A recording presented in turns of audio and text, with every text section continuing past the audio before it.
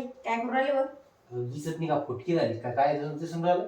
विचारलं ना मग सरळ सांगायचं. दिसत नाही काय मग?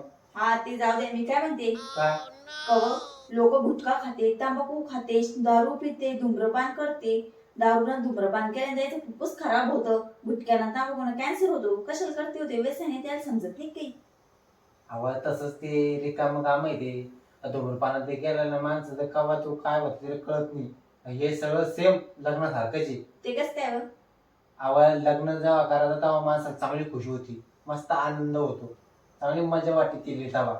आणि जेव्हा लग्न करतो तेव्हा त्याच्या मागे आणा लागतो, त्या आणाच्या नादात तो कवा काना होतो केले कळत नाही.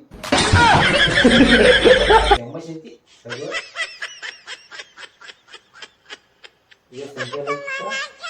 लग्न केलं घेतो.